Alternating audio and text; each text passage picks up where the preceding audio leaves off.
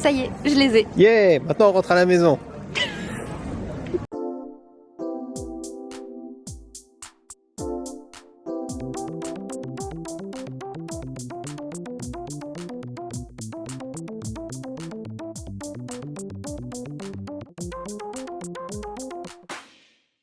Salut à tous, c'est Late. Aujourd'hui, on va parler d'un manga qui a eu une hype pas possible il y a quelques mois, et je veux bien évidemment parler des Carnets de l'apothicaire. Donc j'ai actuellement en ma possession le tome 1 et le tome 2. Donc on va les découvrir, ça y est, après tout le monde bien évidemment, mais je vais enfin les découvrir. C'est parti!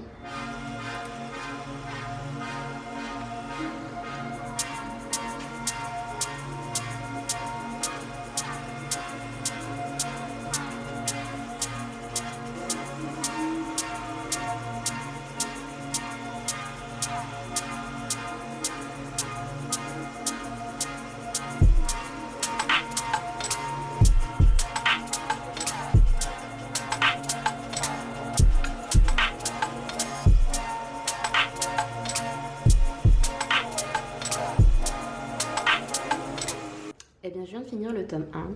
Je l'ai lu assez vite, peut-être une quarantaine de minutes, je dirais. Je sais pas exactement, je sais pas chronométrer non plus. Pour le moment, je ne sais pas trop quoi en penser. L'histoire est intéressante, mais sans plus, il n'y a pas une grosse intrigue déjà qui se dégage. On ne sait pas encore trop la direction que ça prend. Les personnages ont quand même des caractères assez marqués, sont quand même assez attachants. Mais pour le moment, pour moi en tout cas, c'est pas un gros coup de cœur. Donc maintenant, on va enchaîner sur le tome 2 pour voir ce que ça va donner. Le tome 2, un café, et on est reparti.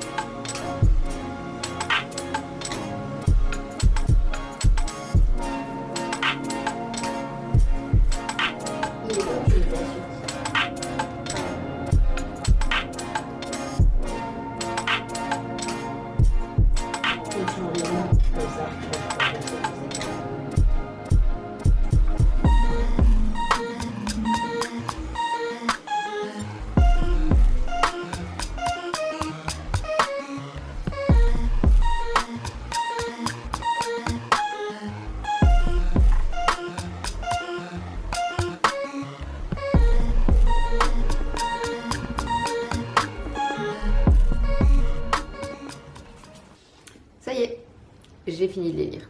Donc j'ai enchaîné les deux tomes, enfin presque, puisque j'étais obligée de faire une pause entre les deux, j'avais plus de batterie dans la caméra. Donc maintenant que je les ai lus, je comprends un petit peu mieux cette hype qu'il y a autour des Carnets de l'apothicaire et de Mao Mao. C'est un personnage qui est assez attachant, on s'en rend compte très rapidement dès le premier tome, mais c'est vrai que dans le deuxième tome, elle devient encore plus intéressante. Je vais pas dire beaucoup plus parce qu'elle l'est déjà de base. Elle a un caractère assez enfantin, je trouve. Elle a une espèce de liberté, malgré qu'elle soit pas vraiment prisonnière. Mais elle est quand même assez libre dans sa tête. Enfin, je ne sais pas trop comment expliquer ça et il faudrait peut-être plus de temps pour le développer. Mais je ne veux pas faire une outro trop longue et un retour aussi trop long. Mais en tout cas, c'est assez intéressant de la voir déjà, pas vraiment évoluer, mais de commencer à la connaître au fil des deux tomes. Puisque dans le premier tome, on ne sait pas grand-chose sur elle, à part que c'est une maniaque des poisons. Enfin, peut-être pas que des poisons, mais plutôt de la médecine. Et elle aime trouver des herbes médicinales, tester des poisons. Donc déjà là, ça la rend un peu barrée et intéressante. Elle a aussi un côté un peu naïf, très enfantin, je trouve, dans sa manière de voir les choses, de n'en avoir rien à foutre littéralement de ce que les autres peuvent penser. Elle est très libre dans ses pensées. Et elle pense pas comme tout le monde, elle rentre pas dans ce moule où tout le monde est pareil, se conforme à des règles. Elle, non. Elle est vraiment libre.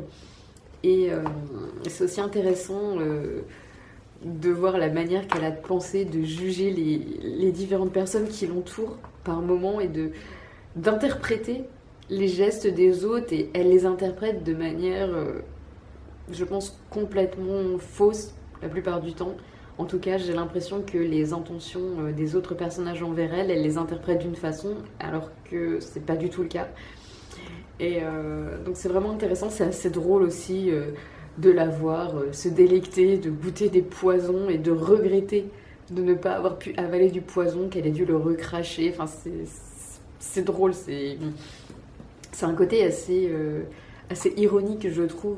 Dans les carnets de l'apothicaire, il n'y a pas que Mao Mao, il y a aussi d'autres personnages qui sont assez intéressants. Et c'est vrai que je n'ai parlé que de Mao Mao parce que c'est quand même le personnage emblématique et c'est quand même vers elle que toute la hype était concentrée. Et je pense que c'est ce personnage qui fait l'histoire des carnets de l'apothicaire, d'où le nom, les carnets de l'apothicaire c'est Mao Mao, donc c'est normal que ce soit le personnage central.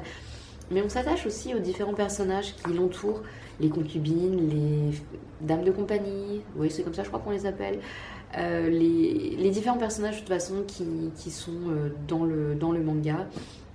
Il y a aussi les différents soldats, il y a aussi, je sais pas quel est son rôle, je crois qu'il s'appelle Jinshi, cet homme qui est là dans le pavillon avec les femmes, apparemment il sert pas vraiment d'appât mais de test pour voir si les concubines ne seraient pas tentées d'aller voir ailleurs et si elles sont dédiées ou pas seulement à l'empereur.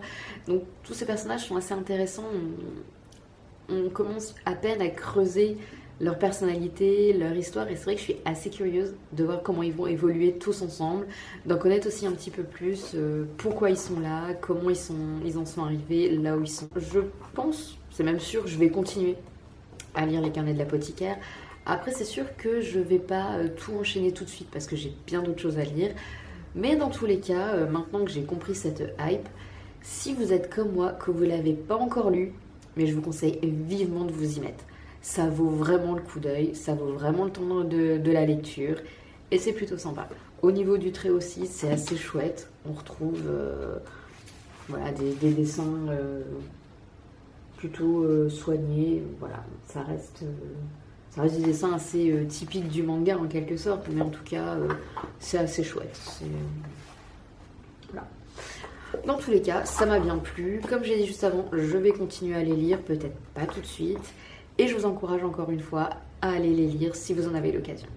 C'est tout pour aujourd'hui, c'est déjà pas mal je pense. Donc je vous dis à une prochaine fois pour une autre vidéo. Salut!